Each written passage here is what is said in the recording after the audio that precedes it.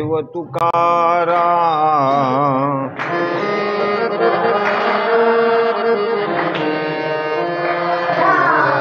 ज्ञानदेव तुकाराम, ज्ञानदेव तुकाराम, ज्ञानदेव तुकाराम, ज्ञानदेव तुकाराम, ज्ञानदेव तुकाराम,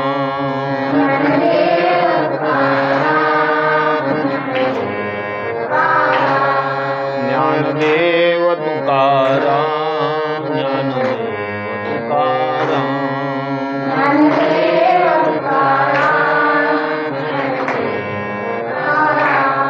ज्ञानदेव तुकाराम, ज्ञानदेव तुकाराम, ज्ञानदेव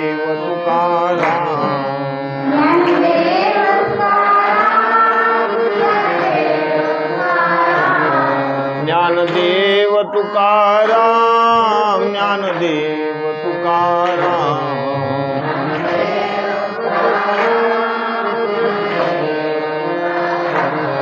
ज्ञानदेव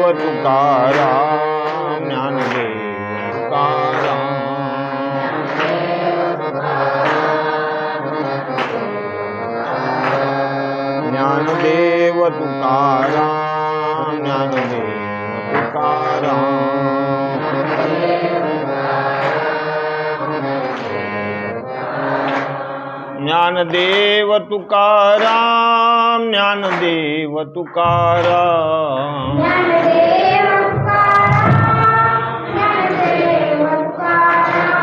ज्ञानदेव तुकाराम, ज्ञानदेव तुकाराम,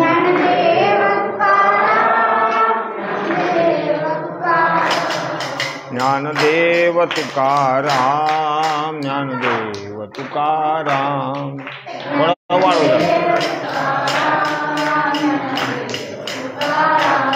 ज्ञानदेव तुकाराम, ज्ञानदेव तुकाराम,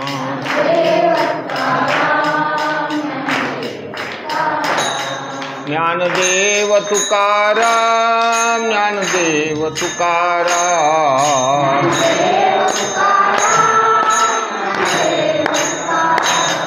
ज्ञानदेव तुकाराम, ज्ञानदेव तुकाराम,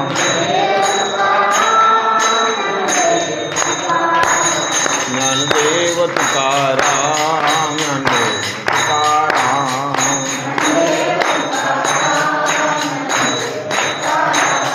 ज्ञानदेव तुकाराम, ज्ञानदेव तुकाराम,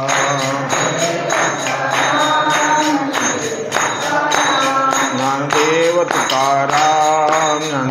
तुकाराम,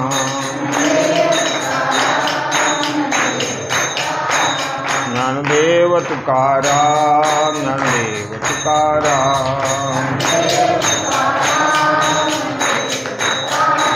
कुंडलिक वरदा हरि विठ्ठल श्री ज्ञानदेव तुकाराम, दत्तात्रेय जनार्दन श्री एकनाथ महाराज, परम पूज्य भगवान बाबा, परम पूज्य भीमसिंह महाराज, परम पूज्य भक्तराज महाराज। हा दरवाजा थोडा उघडा, नाही तर शिट्टी मारतो. थोडा उघडा, पूर्ण नका उघडू. अलंकापुरी पुण्यभूमी पवित्र,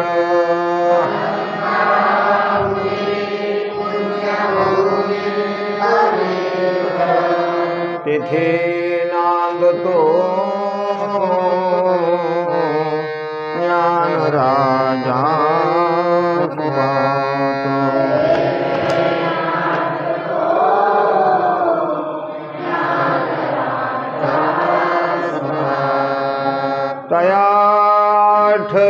तयाठवीता महापुण्य राशी,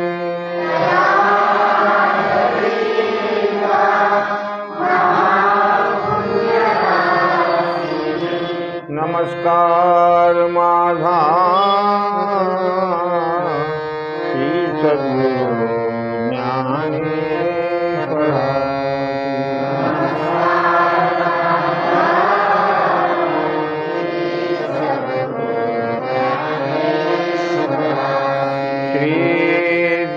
ज्ञानेशो भगवान विष्णु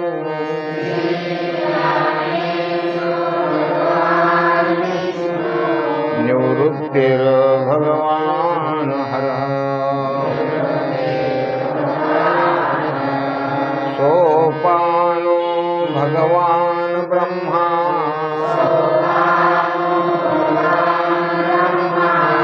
मुक्ताख्या ब्रह्मचित्कला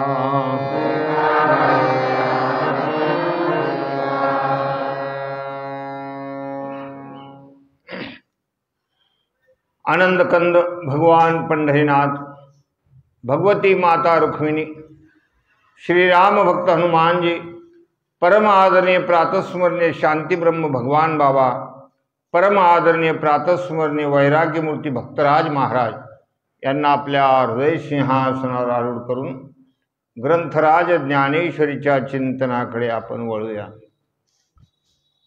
सत्वगुण, रजोगुण आणि तमोगुण. सत्वगुणाचे दोन पाश परत बंद झाले. सत्वगुणाचे दोन पाश आपण बघितले. सुख संगेन बध्नाती ज्ञान संगेन चानघ. मी सुखी आहे, मी ज्ञानी आहे, मी विद्वान आहे, असे हे दोन पाश, या दोन पाशानं मनुष्य बंधनात अडकतो सत्वगुणाच्या. रजोगुणाचा पाश जो आहे, तर हे मिळवायचं, ते मिळवायचं, ते मिळवायचं, सारखी त्या ठिकाणी तृष्णा मागे लागलेली आहे. आणि मिळवलेलं जतन करण्यामध्ये, मिळवायचं पुन्हा त्याचा सांभाळ करायचा, याच्यामध्येच ज्याचं मन गुंतलेलं आहे, ज्याचं आयुष्य चाललेलं आहे, त्याला रजोगुणानं बांधून टाकलं असा त्याचा अर्थ होतो. आणि काल आपण बघितलं तमस्त्व ज्ञान विद्धी मोहनम सर्वदेहिनाम. सर्व शरीरामध्ये एक प्रकारचा मोहनास्त्र टाकल्यासारखं.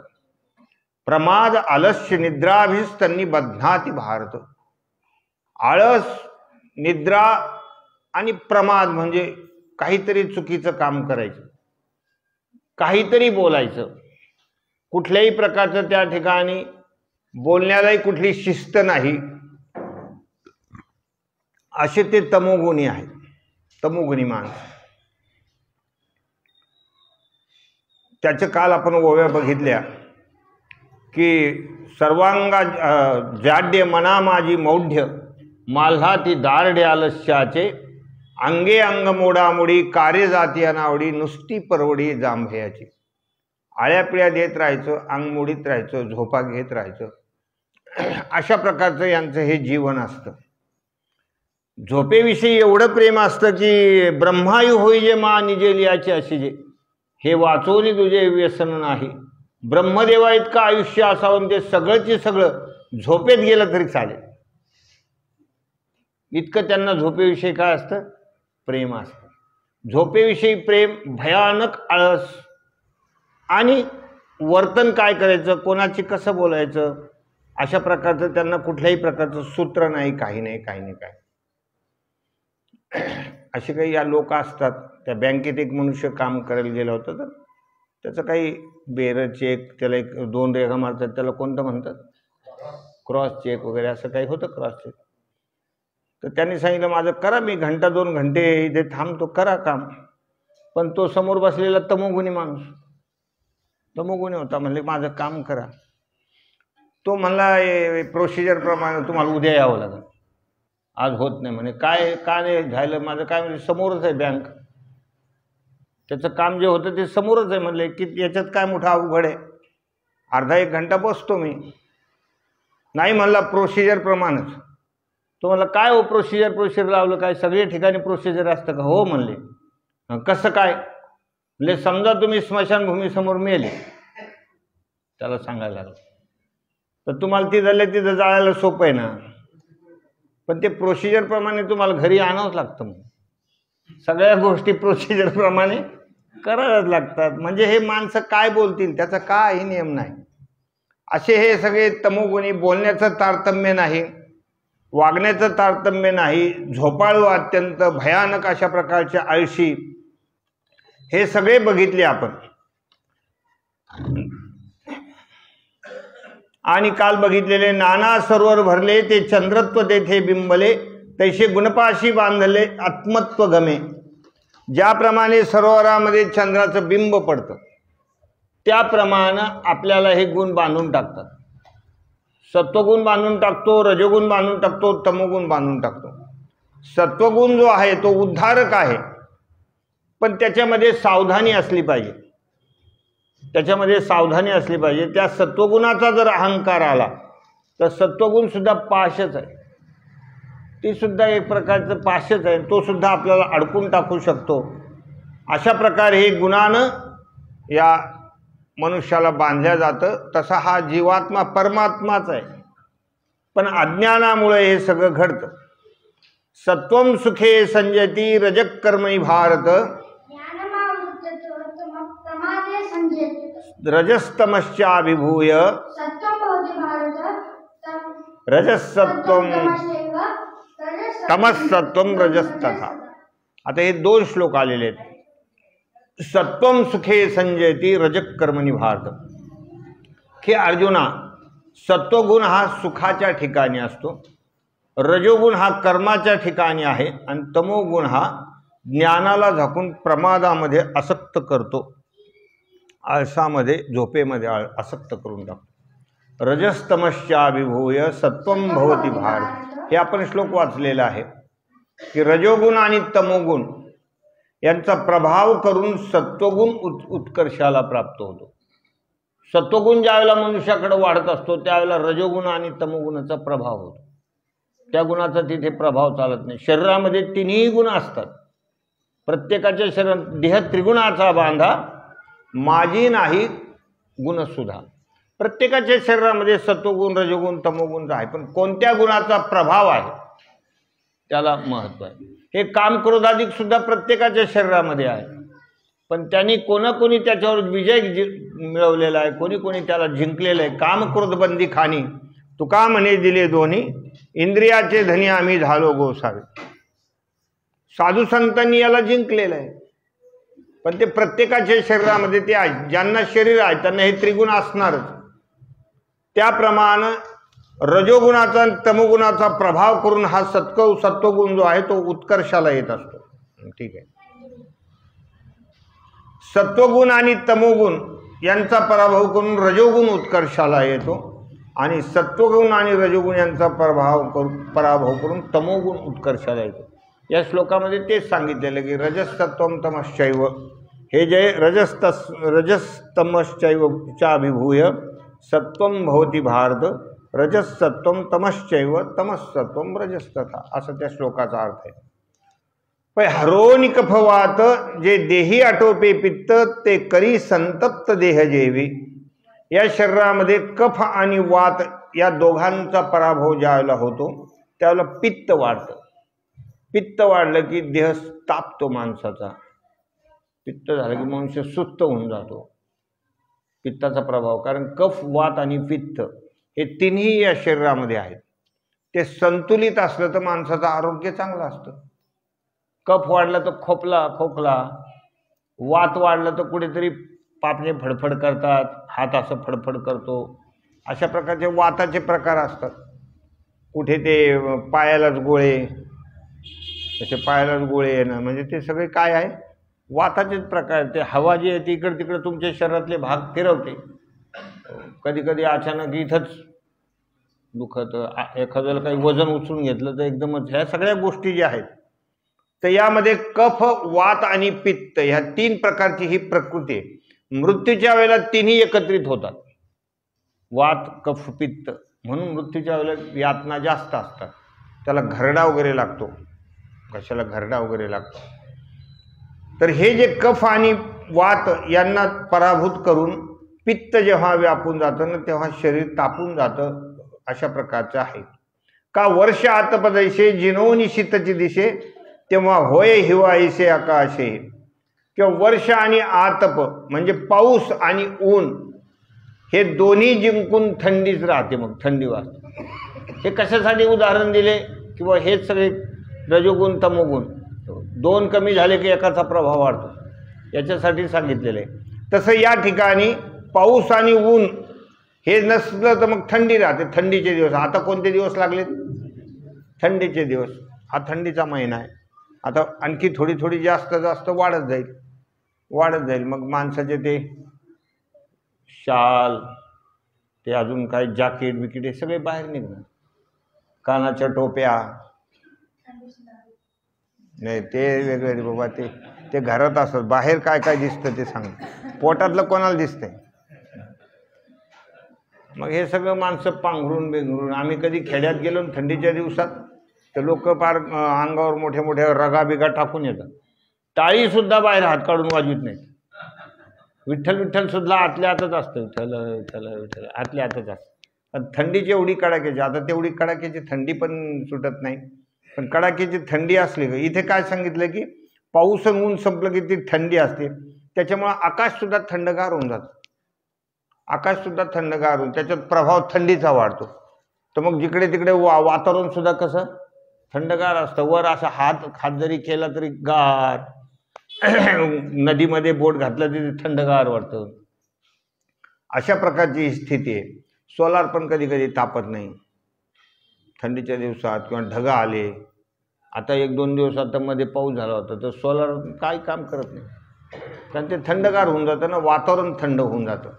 तसं हे जे उदाहरण दिले ते एवढ्यासाठीच आहे की एकेका गुणाचा प्रभाव असतो. ज्या वेळेला सत्वगुण आहे त्यावेळेला रजोगुण तमोगुणाचा प्रभाव कमी होऊन जातो. आणि सत्वगुण आणि तमोगुणाचा प्रभाव जर कमी झाला तर मग रजोगुण वाढतो. असे हे एकमेकाचे वाढ करणारे आहेत. नाना स्वप्न जागृती लोपवून ये सुषुप्ती, ते क्षणिक चित्रवृत्ती त्याची होय. स्वप्न आणि जागृती हे दोन नसलं की तिथं सुषुप्ती आहे. मग ते मन सुद्धा सुषुप्ती अवस्थेमध्ये सुप्त अवस्थेमध्ये राहतं. मग जिथं आता जागृती नाही आणि स्वप्नही नाही तर गाढ निद्रा ज्याला म्हणतात, गाढ निद्रा.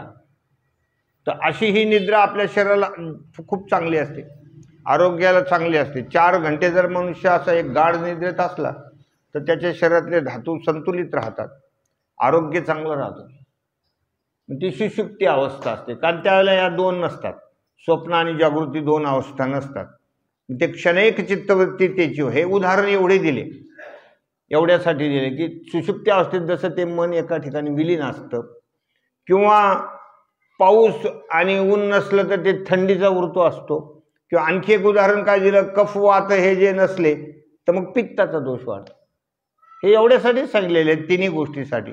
तैशी रजतमे हरवी, ते सत्व माजू धर्मी रवी, ते जीवा करवी म्हणवी सुखिया नामी. त्याप्रमाणे रज आणि तम, रजोगुण आणि तमोगुण ज्यांनी हरवलं म्हणजे यांना जिंकलं, ज्याने रजोगुणाला आणि तमोगुणाला जिंकलं, खाली कोण राहिला? सत्वगुण राहिला.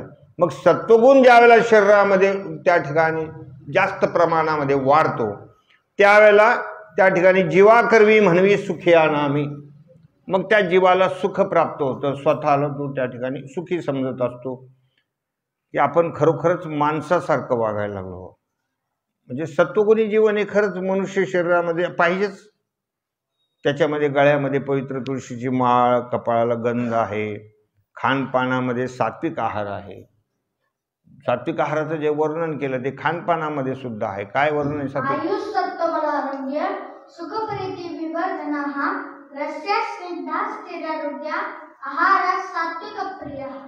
सात्विक आहार. इथे कसं पाहिजे की रस्या स्निग्धा स्थिरा हृदया. रस्या म्हणजे ज्याच्यामध्ये रस आहे असा तो सात्विक आहार असतो. जसं फळफळावळ आहे, फळफळावळमध्ये काय आहे? रस आहे. सफरचंद आहे, हे सगळे रसयुक्त असे होते. डाळिंब आहे, असे रसयुक्त. रस्या स्निग्धा म्हणजे ज्याच्यामध्ये तूप, चांगलं तूप वगैरे, किंवा दुधावरची साय आहे. काही माणसं थोडे साय वगैरे घेऊन सुद्धा खातात. दुधावरची साय पण लोकांना आवडते, पण जास्त प्रमाणामध्ये तेही नाही. प्रमाणामध्ये असलं तर ते सात्विकच आहार आहे. साय, रस्या स्निग्धा स्थिरा. स्थिरा म्हणजे जो आहार पोटामध्ये स्थिर राहतो बराच काळपर्यंत, 7-8 घंट्यापर्यंत स्थिर राहतो, गडबड करत नाही, पोटामध्ये गडबड करत नाही, पोटामध्ये कळाक मारत नाही जास्त, असा स्थिर राहतो. आणि हृदया म्हणजे आपल्या हृदयाला प्रसन्न करणारा तो आहार आहे, असे त्याचे गुणधर्म सांगितलेले. आणि एवढंच नाही तर आयु सत्व बलारोग्य, त्याच्यामध्ये आयुष्य माणसाचं वाढतं, बल वाढतं, आरोग्य वाढतं, सुख मनुष्य सुखी होतो, प्रेमभाव वाढतो, हे सगळं सत्वगुणी आहारामध्ये आहे। रजोगुणी आहार जो आहे तो पोटामध्ये गडबड करणारा आहे, आग करणारा आहे। रजोगुणी आहार जो आहे कट्वम ललवनात्युष्ण जे आहे तीक्ष्ण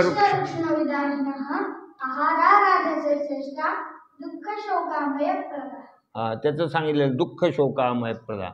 पण गंमत अशी गीतेमधलं बघा किती लिखाणाची पद्धत आहे। सत्वगुणी आहाराचं जे फल आहे ना ते अगोदर वर्णन केलं, फलाचंच वर्णन अगोदर केलं, आयुष सत्व बलारोग्य। आणि रजोगुण आहार सांगताना फल दुसऱ्या टप्प्यात सांगितलं, अगोदर आहार सांगितला। सत्वगुणी सांगताना अगोदर फल सांगितलं, नंतर आहार सांगलं, रस्य स्निग्धा हे नंतर सांगितलं। रजोगुणाचं वर्णन करताना अगोदर आहार नंतर फल, की फल काय आहे त्याचं कट्वम ललवनात्युष्ण तीक्ष्ण वृक्ष विदायन आहारा राजस दुःख शोकामय प्रदा। दुःख देणारा तो आहार आहे, ते झणझणीत खाणं, तिखट खाणं, हिरवी मिरच्याचा ठेसा आहे, ते ताकाची फोडणी देऊन असे भले त्याच्यात मोहऱ्या बिवऱ्या टाकायचं। हे जे खाणारे लोक आहेत असे झणझणीत आमटी बिमटी असे तोंड असं होरपळलं पाहिजे, असे वाटून घाटून भाज्या, असे जे खाणारी माणसं आहेत ते सगळे रजोगुणी माणसं आहेत। तर ते तीक्ष्ण असतं, तीक्ष्ण विक्ष्ण विदाहीन असा तो आहार आहे। मग त्याचंही वर्णन केलेलं। तमोगुणाच्या आहाराचं काही सांगितलं नाही, फलं नाही, काही नाही, काही नाही, काही ते म्हणजे मूर्ख लोकांचा तो आहार आहे। यात यामुंग तर काही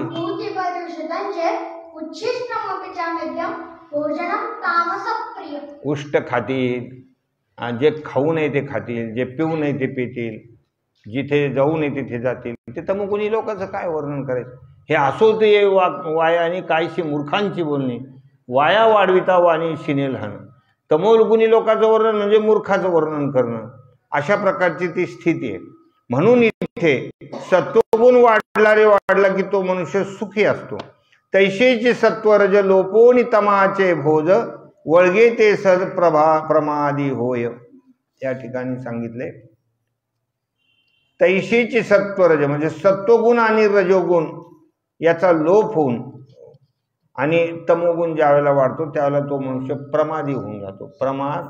प्रमादी होतो म्हणजे भरकटल्यासारखं जीवन असतं त्याच्या कार्याला कुठल्याही प्रकारची शिस्त नसते, चुकीचं काहीतरी करून बसतो, असे ते तमोगुणी लोक असतात। हे कालही आपण बघितलेलं आहे। तयाची गा परिपाठी सत्वतमा ते पोटी घालोनी जेव्हा उठी रजोगुण। आणि आता सत्वगुण आणि तमोगुण हे बाजूला सारून ज्यावेळेला रजोगुण उठतो, हे दोन बाजूला झाले की मग हे रजोगुण उठतो।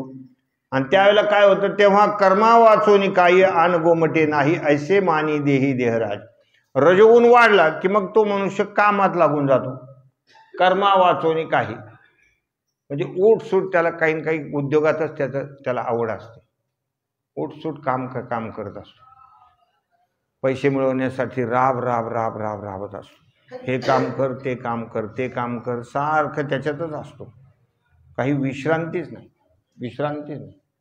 आणि पुरुष असो महिला असो, महिला सुद्धा उठल्यापासून हे कर ते कर, कधी कधी कारण नसतानाही कामं करतात, चांगले डबे असतात पण काढून घासू ठेवतात, असं काही एवढे मळलेले नसतात, पण त्यांना हे नाही आवडत, हरिपाठ घेऊन बसणार नाही, नामस्मरण करणार नाही, इकडं तिकडं घरात पाहतील, एखादी वस्तू काढली का सूट, नाही एखादी जुनी वस्तू काढून झटकूनच ठेवते, तेवढी गरज बी नसते त्याची, उगाच त्याला झटके द्यायचे, घरात गहाटा करायचा, कचरा करायचा, अशा प्रकारचं असतं।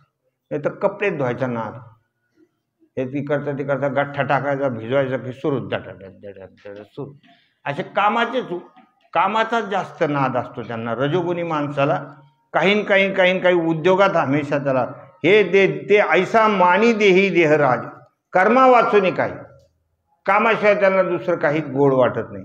त्रिगुणवृद्धी निरूपण त्रिश्लोकी सांगितले जाणं। आता सत्वादिवृद्धी लक्षण सादर परियेशी, की हे अर्जुना मी तुला हे त्रिगुणवृद्धी निरूपण सगळं सांगितलं। काय काय सांगितलं की सत्वगुण कधी वाढतो, रजोगुणाचा तमोगुणाचा लोप झाल्यानंतर, सत्वगुण आणि तमोगुणाचा लोप झाल्यानंतर रजोगुण असे एक एक वाढत असतात। हे दोन्ही नसले का एक वाढलं, एक वाढला असा त्याचा अर्थ आहे. सत्वगुण रजोगुण नसला का तमोगुण वाढला. असे तिन्ही गोष्टी तुम्हाला आम्ही सांगून दिलेल्या आहेत. आता काय सांगायचं की आता एक एक गोष्ट तुम्हाला मी पृथक पृथक सांगतो. सर्वद्वारेषु देहेस्मिन् प्रकाश उपजायते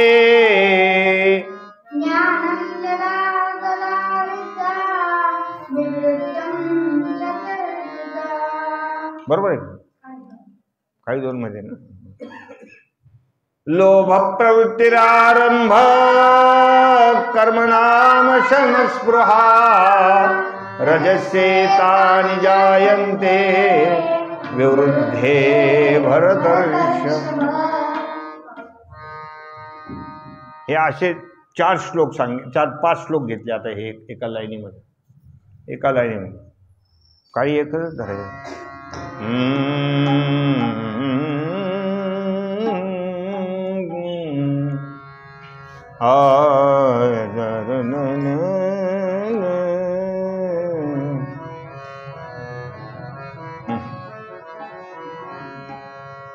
यदा सत्वे प्रवृद्धे तु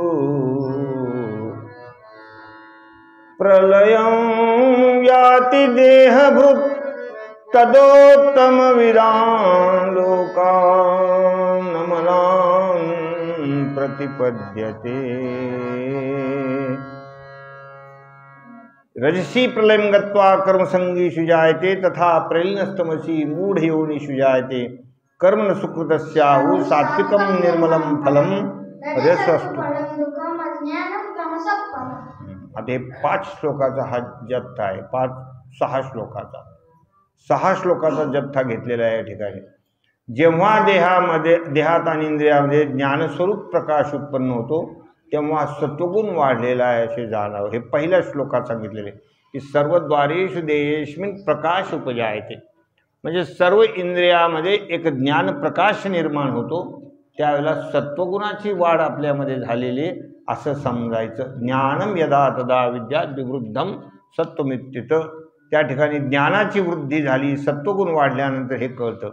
लोभ प्रवृत्तिरारंभ कर्मनाम शमस्पृहा रजस्येतानि जायन्ते विवृद्धे भरतर्षभ. हे अर्जुना, ज्यावेळेला रजोगुण वाढून गेला त्यावेळेला मनुष्याचं मन लोभी होतं. त्याला काही मिळवावं वाटतं. 1000 रुपये मिळाले तर 10,000 मिळवावे वाटतात, 10,000 मिळाले तर 20,000 मिळवावे वाटतात. असं लोभी माणसाचं मन होतं. हे जे सट्टे बिट्टे खेळणारे लोक असतात ना, लॉटऱ्या बिटऱ्या वगैरे खेळतात, हे कधीच त्या ठिकाणी यशस्वी होऊ शकत नाही. कारण ते लोभी असतात. एखाद्या वेळेला पैसे आले की ते आलेले पुन्हा घालतात, ते ठेवीत नाही. त्या सट्ट्यावर बसणारे पत्ते खेळणारे लोक हे कधीच त्या ठिकाणी यशस्वी होऊ शकत नाही. कारण त्यांच्या मनातला लोभ गेलेला नसतो. एखादी वेळेला काही रक्कम मिळाली का पुन्हा तेवढे पूर्ण जाऊन आणखी त्यांना स्वतःच्या पदार्थ सुद्धा घालावेच लागतात. अशा प्रकारचा हा लोभ वाईट आहे. रजोगुणी माणसाचे हे लक्षण आहे. लोभी मन मान रे कहो हरिभज भूज क्रूर हे. हे लोभ फार कठीण आहे. हा लोभ प्रवृत्ती मार्ग म्हणजे हा संसारक मार्ग आहे. संसारामध्ये तो रचल्या पचलेला असतो. नात्या गोत्यामध्ये, पैशाडक्यामध्ये, इस्टेटीमध्ये, याच्यातच त्याचं मन रंगलेलं असतं. कुणाजवळ गप्पा जरी मारल्या तर काहीतरी अशाच गोष्टी करतो. देण्या घेण्याच्या, पैशा अडक्याच्या अशाच त्याच्या गोष्टी असतात. असे ते रजोगुणी माणसं असतात. अनेक कर्माचा आरंभ करत असतात. कुठले कर्म करत असतात. नवीन उलाढाली त्यांच्या जीवनामध्ये चालूच असतं आणि अशांती असते. एवढं करूनही ते शांत नसतात. रजोगुणी माणसं शांत नसतात. कारण ज्यांच्या हव्यास कमी झालेला आहे ते शांत असतात. अशांतस्य कुतः सुखम. दुसऱ्या अध्यायामध्ये अशांतस्य कुतः सुखम नास्ति बुद्धिरयुक्तस्य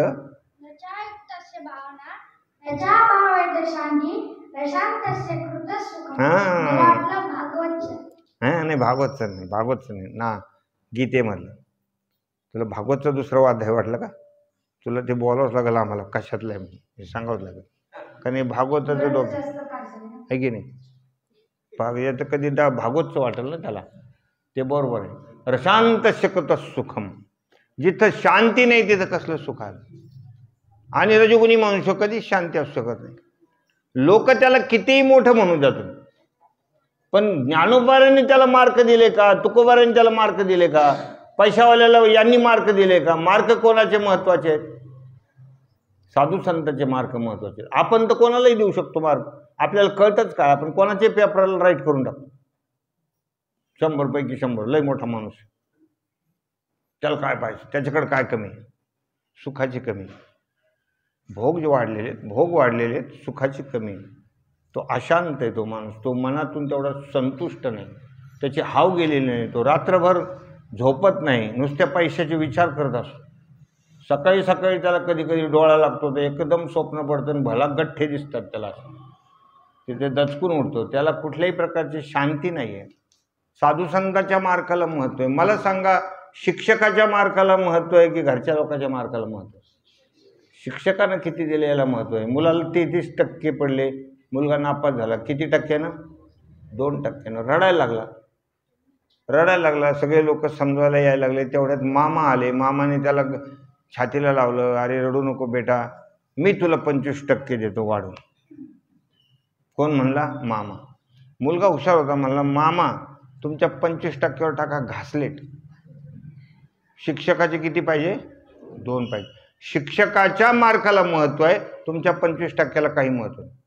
तुम्ही मला 100% दिले तर त्याला महत्त्व नाही. तसं या श्रीमंत लोकाला आपण मानतो, आपण त्यांना मोठं म्हणतो, या मार्काला महत्त्व नाही. साधू संतांनी त्यांना अशांत म्हटले. जितका पैसा जास्त तितका मनुष्य कसा आहे? अशांत आहे. अशांत आहे, कारण तो पैसा त्याला चैन पडू देत नाही, शांती धरू देत नाही. अहो, शेजाऱ्याला लॉटरीचं तिकीट लागलं तर याला झोप येत नाही. पैसा कोणाकडे? शेजाऱ्याकडे. तरी याची झोप हराम होती. त्याला कसं काय लागेल? त्याला कसं काय लागेल? म्हणजे दुसऱ्याकडचा पैसा जर याची झोप हराम करतो तर याच्याकरता काय याला गुदगुल्या करील? सांगा बरं तुम्ही. दुसऱ्याकडचं सुद्धा याला नीट ठेवीत नाही तर याच्या स्वतःकडचा त्याला कसा नीट ठेवणार आहे? त्याला अशांत करतो. म्हणून रजोगुणी मनुष्य हा कधीच शांत नसतो. पुष्कळ तुम्ही मोठा असू द्या, किती असू द्या, किती वैभव असू द्या, त्याच्याकडे विमान हेलिकॉप्टर असलं तरी सुद्धा तो अशांत. हे रजोगुणाचं असं वर्णन केलेलं आहे. आणि अनेक प्रकारच्या इच्छा त्याच्या मनामध्ये असतात. अप्रकाशो प्रवृत्तिश्च प्रमादो मोहयोच तमस्येतानि जायन्ते विरुद्धे कुरुनंदन. हे कुरुनंदना अर्जुना, तमोगुणाची ज्याच्या हृदयामध्ये वृद्धी झालेली अप्रकाश, तमोगुणी माणसं शास्त्राला मानित नाही, गुरुला मानत नाही, कोणाचे उपदेश ऐकत नाही, आणि त्याची ती योग्यताही नसते. तमोगुणी माणसाला काय आपण ज्ञानेश्वरी सांगणार आणि काय भागवत सांगणार आहे? तमोगुणी माणसाची काय योग्यता राहते? काही योग्यता नाही राहत, काही योग्यता नसते. ते काही सोडित नाही, त्यांचे एकही लक्षण सोडत नाही. तमोगुणी माणूस काही कथा ऐकून काही दारू सोडतो का, मांसाहार सोडतो का, काहीच सोडत नाही. त्यांचे उद्योग ते चालूच असतात. म्हणून तमोगुणी माणसाला काही त्याच्यापासून फरक पडत नाही. आणि एखादं कुठलेही सत्कर्म वगैरे करणार नाही. हे जे राक्षसांचं वर्णन आहे, यांनी तुमच्या कंसाने वगैरे सगळे मोडी येले कीर्तन, हे सगळं जिकडे तिकडं पळाले ब्राह्मण दैत्या भेने, अशा प्रकारचे असते. कुठं कीर्तन आवडत नाही, काही आवडत नाही, चांगले कारण सत्कर्म करणार नाही,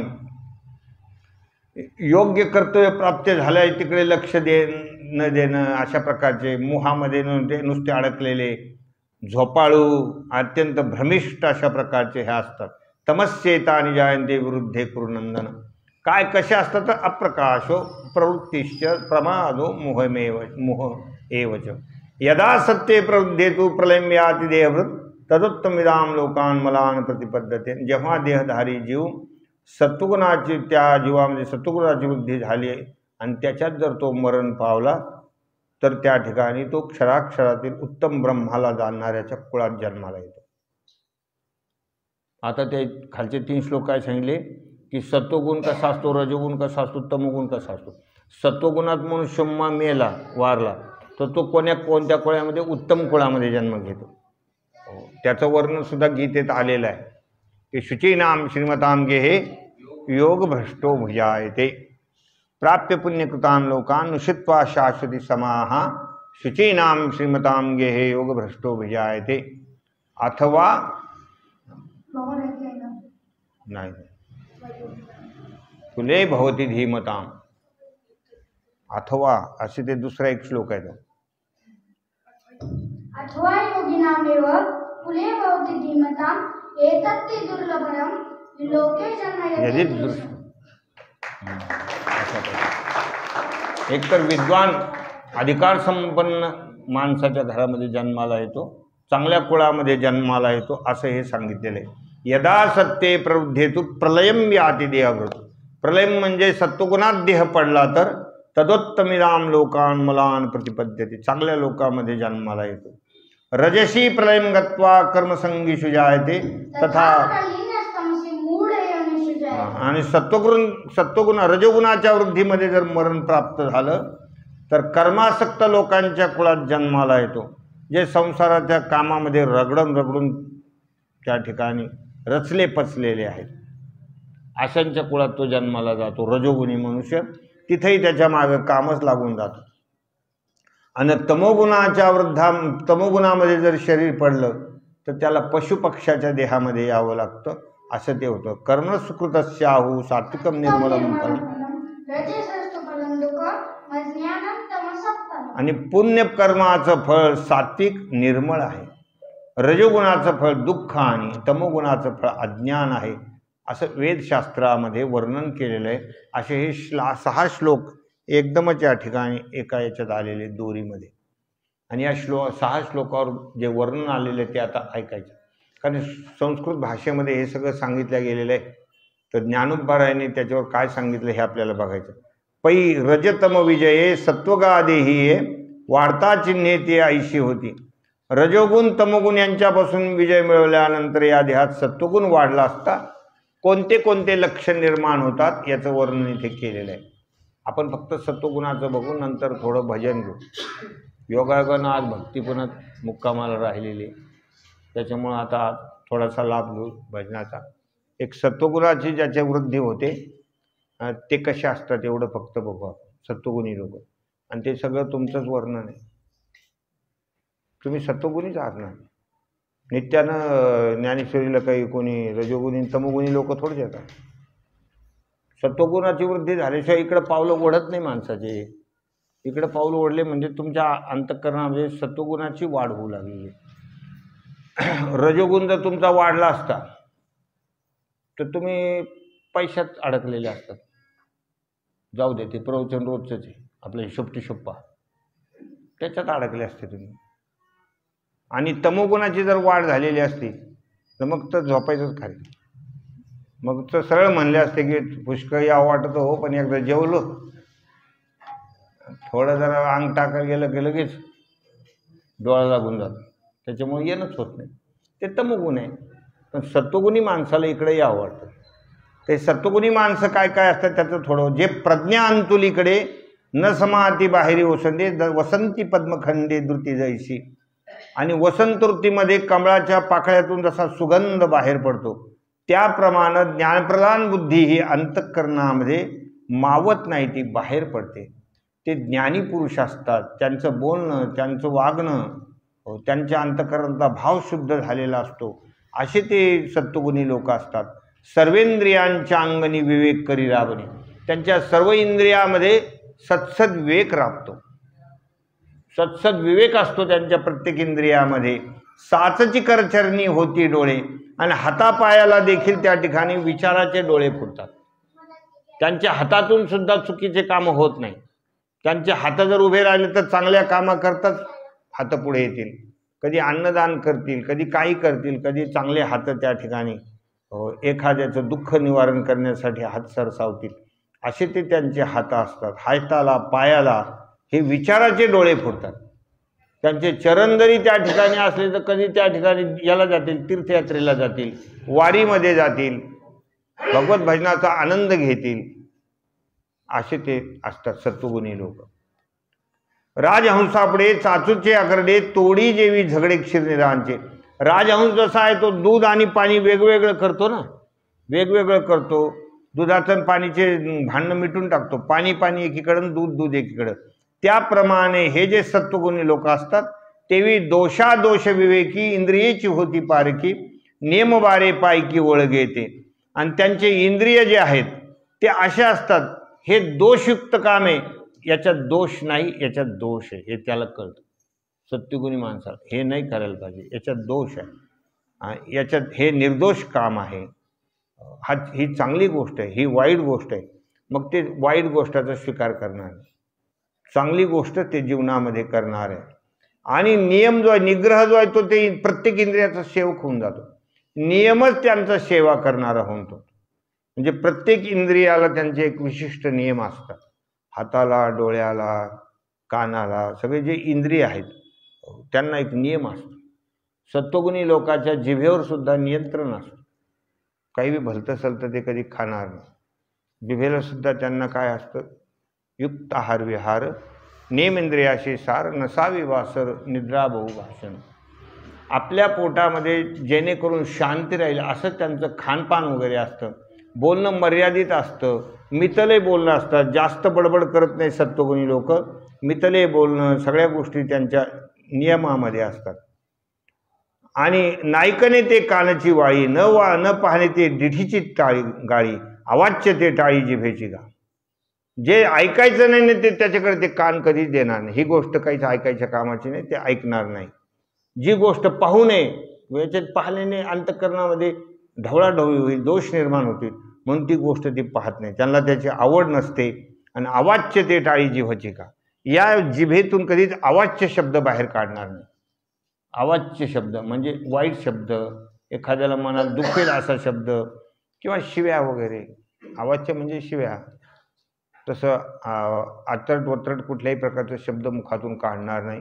बोलतील तर शांततेने बोलतील, व्यवस्थित बोलतील, समोरच्या माणसाला आनंद होईल अशा प्रकारचं बोलतील. असे हे सत्वगुण ज्यांचा वाढलेला आहे त्यांचे हे लक्षण आहेत. मग आता उद्या आपण रजोगुणी आणि तमोगुणाचं उद्याच्या याच्यात बघू. आज थोडा भजनाचा आनंद घेऊ आपण.